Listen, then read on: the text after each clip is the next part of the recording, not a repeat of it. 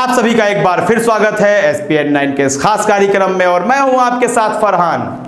ये जो परेशानियां चल रही है कोरोना को लेकर, जो चीन को निशाना बनाया जा रहा है, तो हम अपने कई कार्यक्रम में कह चुके हैं शायद कहीं ना कहीं तृतीय विश्व युद्ध की तैयारी हो रही है।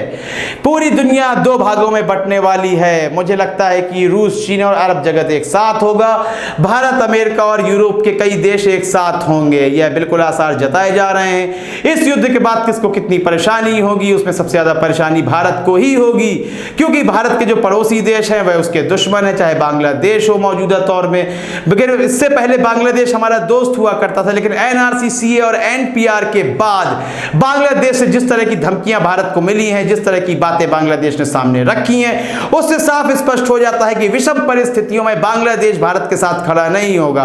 पाकिस्तान हमारा शत्रु है ही और चीन से हम शत्रुता बढ़ा लेंगे यदि कोई युद्ध शुरू हो जाता है। तो डोनाल्ड ट्रंप ने यह घोषणा भी कर दी है कि वह एक नई मिसाइल बना रहे हैं जिसे वह सुपर डुपर मिसाइल का नाम देंगे।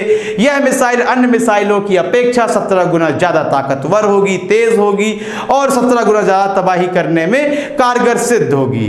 उनके इस बयान के बाद रूस के जो प्रेसिडेंट हैं व्लादिमीर पुतिन, उनका भी बयान सामने आता है और वह इनसे बढ़ चढ़ कर बोलते हैं। वह कहते हैं कि जिस मिसाइल को बनाने की बात डोनाल्ड ट्रंप कर रहे हैं वह मिसाइल हम पहले ही बना चुके हैं, उसका परीक्षण भी कर चुके हैं। तो इस गलत फहमी में ना रहे ट्रंप सरकार की वह रूस और चाइना को खत्म कर देगी या उन पर हमला कर देगी। यदि वह इस काम को करेंगे तो उसका पुख्ता जवाब दिया जाएगा।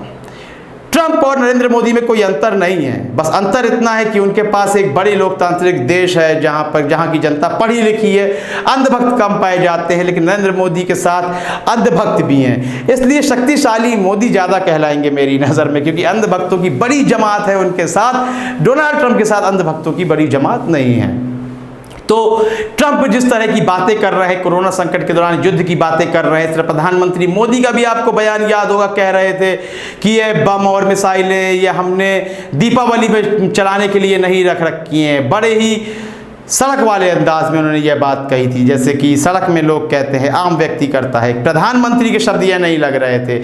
यही बातें ट्रंप भी करते नजर आ रहे हैं। इससे पहले WWE में देखे जाते थे ड्रामेबाजी करते हुए डोनाल्ड ट्रंप, तो वही ड्रामेबाजी वह असल दुनिया में भी कर रहे हैं। पूरी विश्व को WWE का वह जो अखाड़ा होता है, रिंग होता है, वह समझ रहे हैं डोनाल्ड ट्रंप।